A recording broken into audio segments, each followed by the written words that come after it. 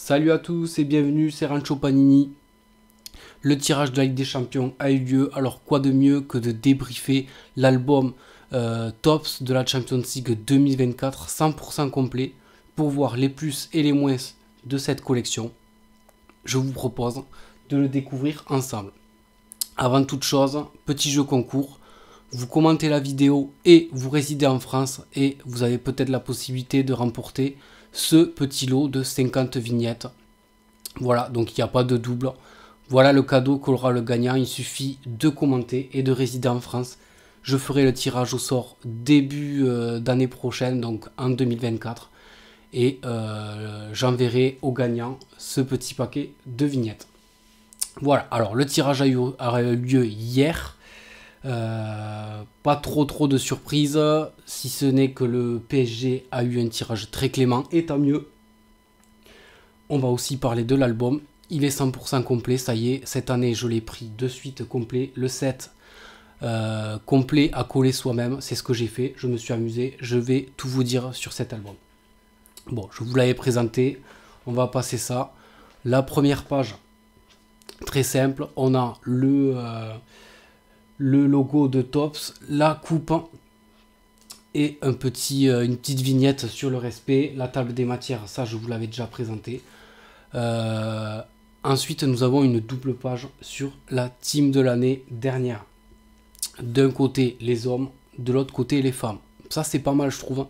C'est pas mal d'avoir un petit un petit retour en arrière, et puis surtout c'est pas mal d'avoir les féminines, car très souvent c'est oublié. Dans beaucoup d'albums, soit on a l'album féminin, soit on a l'album masculin, et puis rien de plus. Alors là, on a fait un album où on a l'équipe type de l'année dernière des deux Ligues des Champions. Ça, je trouve que c'est pas mal. Voilà, ça c'est la première double page. D'ailleurs, vous remarquerez qu'il y a beaucoup de joueurs de Manchester City, les tenants en titre, et beaucoup de joueuses de Barcelone. C'est pareil, c'est les tenants en titre. Ensuite, voilà à quoi va ressembler les pages complètes. Alors je vous avais déjà montré l'album, mais c'était vierge, alors on pouvait pas vraiment se rendre compte. Alors on a bien sûr le fanion, on a le sélectionneur, le nombre de coupes gagnées, on a les joueurs, on a le stade, le nom du stade, l'affluence. On va avoir trois petits stickers sympas qui vont être le super striker. Là, en l'occurrence, c'est Olivier Giroud, donc l'attaquant. Ensuite, on va avoir le next gen, donc la nouvelle génération. Et on va avoir un joueur impact. Voilà, ça c'est à peu près, enfin c'est pour toutes les équipes pareil. On a ce genre de stickers. Voilà, après je vais vous dire plus ou moins ce que moi j'ai remarqué et ce qui m'a plu ou déplu. N'oubliez pas, à la fin de la vidéo, je vais faire les points positifs et les points négatifs. Allez, je vais relever l'album pour que vous puissiez voir qu'il n'y ait pas de contre-jour. Donc l'équipe d'Arsenal, qui a fini première de son groupe, facile. Voilà. Ensuite, on va avoir l'Atlético de Madrid, qui également a fini première du groupe, et qui affrontera l'Inter de Milan. Ça aussi, je vais y revenir. Alors voilà, toujours le joueur impact en brillant. Ensuite, le next gen et le super striker aussi en brillant. Donc ça fait 3 brillantes par équipe. Pas pour toutes les équipes, on va le voir. Je sais pas pourquoi. Autre chose que j'ai remarqué concernant la photo du stade. Franchement, quand on voit la photo d'un stade vide, c'est beaucoup moins bien qu'un stade qui est rempli. Il y a à l'intérieur de l'album des photos de stade plein, et effectivement c'est à mon goût beaucoup mieux. Allez, ensuite on a pareil le Borussia Dortmund qui aussi a fini premier du groupe devant le PSG. Alors il manque quand même des infos, hein, on va y revenir. Pareil, il manque des infos sur cet album. Par exemple, j'ai remarqué qu'il manquait la date de naissance de chaque joueur. Bon, ça c'est quand même, je trouve que c'est un point négatif. C'est un point négatif quand même pour un album de vignettes, de stickers. Il faut qu'on ait la date de naissance de tous les joueurs. J'ai remarqué aussi qu'il manquait le numéro. Bon, ça c'est peut-être un peu moins important, mais on aurait pu avoir le numéro de chaque joueur. Allez, le Celtic. Ensuite, Barcelone. Alors, j'essaye de vous passer ça un peu rapidement quand même. Alors, sachez aussi que je me suis vraiment régalé à faire cet album. Les vignettes se collent très très bien. Franchement, si vous faites une petite erreur, vous pouvez les décoller pour les recoller. Les vignettes se collent parfaitement dans l'encadrement. C'est vraiment bien de dire que, enfin de pouvoir dire que j'ai pris du plaisir, et les vignettes se collent facilement parce que ben maintenant, des fois, on ne sait pas trop. On comprend pas pourquoi les vignettes soit trop grandes, soit trop petites. Vous les collez une fois, vous les ratez, ben c'est trop tard, c'est fini, vous pouvez plus la décoller. Donc là, vraiment, j'ai pris du plaisir à faire cet album qui est très coloré, très vivant, où vraiment vous pouvez coller sans problème les vignettes sans trop de problème. Alors, le Bayern de Munich qui a aussi fini premier de leur groupe et qui affronteront... qui c'est qu'ils affronteront déjà, le Bayern de Munich? Si je dis pas de bêtises, il me semble que c'est un club italien, je crois que c'est l'Lazio de Rome. Allez, l'Inter, ensuite nous avons... Alors je vais essayer de soulever, ouais, pour qu'il n'y ait pas ce contre-jour. Alors voilà, par exemple, là on voit un tifo du stade. Alors il n'y a pas le stade rempli, enfin on n'a pas le stade entier, mais c'est déjà beaucoup mieux de voir un stade plein. Porto, Salzbourg, voilà par exemple une photo d'un stade rempli. Alors j'essaie de vous montrer pour que vous voyez bien. Là c'est beaucoup mieux, la photo est beaucoup plus belle. Le stade donne beaucoup plus envie, je trouve que ça fait beaucoup plus vivant. Voilà, ça c'est mon avis. Ensuite on va avoir le Shakhtar qui a été reversé en Europa League et qui tombera contre l'OM. L'Union Berlin. Ensuite, on a Feyenoord, pareil, qui ont été reversés. Alors, je sais plus contre qui ils tombent, mais ils ont été reversés en Europa League. L'Étoile Rouge de Belgrade. Manchester City, qui, eux, tomberont contre... c'était qui déjà? Contre Copenhague. Copenhague qui a fini second de leur groupe. Dans le groupe de Bayern et Manchester United, d'ailleurs. Manchester United éliminé de cette coupe. Ça aussi, c'est bien dommage. Newcastle éliminé également. Ensuite, on a Paris Saint-Germain. Alors voilà, Paris Saint-Germain, on en avait parlé. Pas de Mbappé, pas de Kolo Muani. Pourquoi? Je n'ai toujours pas la raison. Mais pour moi, je pense... bon, je l'avais déjà dit, mais... je pense que c'est une histoire de délai. Je pense que Tops avait prévu que Mbappé partait ailleurs, et du coup ils n'ont tout simplement pas fait le stickers de Mbappé. Je vois pas d'autre explication, je vois pas pourquoi Mbappé ne serait pas dans l'album Tops. Il a été dans tous les albums Tops avant. Je pense pas que ce soit une histoire de droit. PSG donc qui tombera contre la Real Sociedad. Ensuite on a Leipzig qui tombera contre le Real de Madrid. Voilà, par exemple, un stade vide, encore une fois. C'est un peu pauvre, c'est dommage.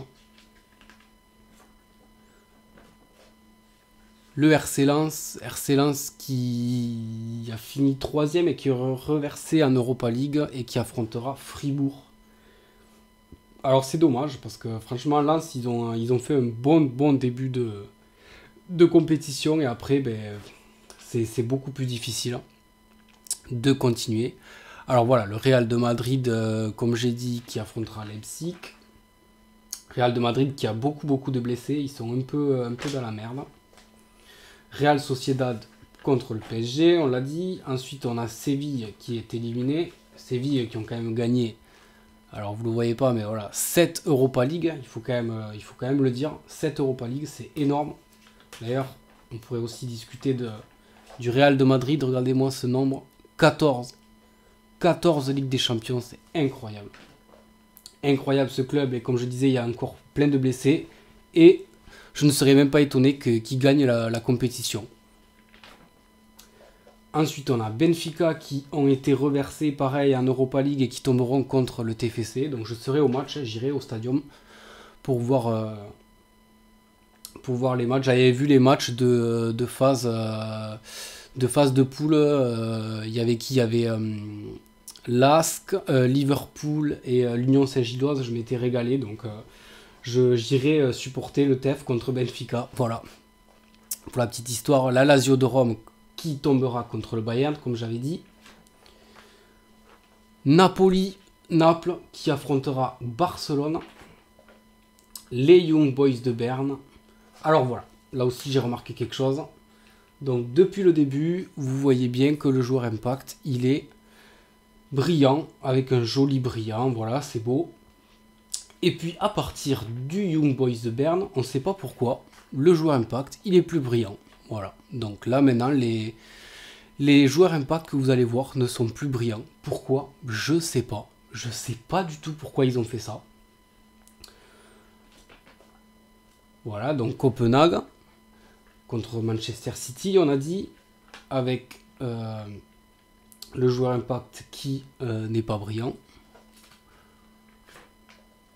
Ensuite, on a Galatasaray, voilà, avec Mertens qui n'est pas brillant. Le PSV Eindhoven, le joueur Impact n'est pas brillant. Et puis, il reste encore 2-3 équipes. Royal Antwerp, qui a gagné son premier match de Ligue des Champions contre le Barça, mais qui est éliminé. Hein. Le joueur n'est pas brillant. Le SC Braga, c'est la même histoire. Et puis voilà. Alors pourquoi? Je sais pas. Je sais pas du tout, je peux pas vous dire. Voilà, ça c'est pour les équipes. Ensuite, on a cette double page avec les ballons. Alors les ballons, c'est bien ou pas? Je sais pas. Moi je trouve que c'est sympa, ça change. D'habitude, on se payait ces genres de stickers. Une coupe avec l'année et la ville où c'est qu'il y a eu la finale. Alors cette année, on a eu les ballons. Donc moi, je trouve que c'est pas mal parce que ça change. Et au final, je préfère... cette année, je préfère coller des ballons que coller toujours le même sticker sur la même coupe. Parce que ça fait quand même des années qu'on le colle, ce sticker. Donc je trouve que c'est pas mal. J'ai lu certains commentaires comme quoi c'était un peu inutile. Alors oui, c'est peut-être un peu inutile, mais écoutez, c'est bien aussi d'avoir les ballons. Au moins on peut, dans cet album, se remémorer les ballons des finales précédentes. Alors voilà, on a les ballons de 2001 jusqu'à 2023, des finales. Et du coup, on a toujours cette petite coupe avec l'année et puis la ville qui a accueilli la finale. Alors ça, c'est pour... les ballons. Ensuite, ça aussi, je trouve ça très très beau et très très bien. Les souvenirs mémorables sur les années précédentes. Alors, ça sera pas forcément en finale, ça sera des matchs de Ligue des Champions qui ont été marquants. Alors, franchement, je trouve que ces deux doubles pages sont sympas parce que la vignette est en noir et blanc. Et le protagoniste est en couleur. Et ça, je trouve que c'est vraiment sympa parce qu'on a tous des souvenirs de certains matchs de Ligue des Champions qui nous ont fait rêver ou qui nous ont vraiment plu. Et franchement, en revoyant ces vignettes, ça rappelle des bons souvenirs. Et moi, ça, je trouve ça vraiment très bien. Pareil, certaines personnes ne vont pas aimer. Moi, je trouve que franchement, c'est sympa de la voir cette année. Ça fait vraiment plaisir. Voilà. En plus, je les trouve jolies. La double page est sympa, la couleur rose sur blanc, avec du blanc, et puis les stickers, comme je vous dis, en noir et blanc, sont vraiment très très sympas. C'est mon point de vue. Voilà, donc on a deux doubles pages. Ensuite, on va passer au méga signing. Donc, les méga recrues. Alors ça aussi, c'est pas mal, je trouve. On va avoir un petit récap des signatures, des transferts qui ont été faites la saison dernière sur certains joueurs. Alors voilà, on a les montants exacts. Et où c'est qu'ils sont allés? Alors c'est pas mal pour se souvenir des montants que certains clubs ont payé les joueurs. Bref, passons, c'est pas non plus le feu, mais bon, moi je trouve que c'est sympa. Et on finit avec Vote for the GOAT, donc les meilleurs joueurs sélectionnés par Tops. Alors vous le voyez, il y a Pirlo, il y a Iniesta, il y a les deux Ronaldo, il y a Zidane, Maldini, Cannavaro, Roberto Carlos, Zanetti, il y a Buffon, Ronaldinho. Voilà. Mais d'ailleurs, quel est votre joueur préféré? Quel est le meilleur pour vous? N'hésitez pas à me dire ce que vous en pensez. Ça aussi, je trouve que c'est pas mal. Et une petite vignette sur la Youth League, donc les jeunes. Donc l'année dernière, c'était l'AZ Alkmaar qui avait gagné la Ligue des Champions. Voilà, l'album est terminé, c'est quand même pas mal. 741 vignettes à collectionner. Je trouve que ça fait beaucoup, mais c'est bien. Moi, je trouve que franchement, c'est bien, c'est ce qu'il faut. Alors, on aurait pu en mettre moins, c'est vrai. Mais finalement, je trouve que les vignettes qui sont présentes ont leur place. Mais, on va y venir, il y a quand même des petits manques. Alors, on va terminer cette vidéo avec... Regardez, j'ai ça qui traîne. Hop, si vous le voulez. Ça, c'est cadeau. Voilà. On va quand même... je vais quand même vous donner les points positifs et les points négatifs pour moi de cette vidéo. Donc, on va commencer par les points positifs. Donc déjà, premièrement, cette année, il n'y a pas de mise à jour. Donc ça, c'est un des points essentiels. C'est que nous n'avons pas de mise à jour à acheter sur le site de Topps. Et ça, c'est relativement bien.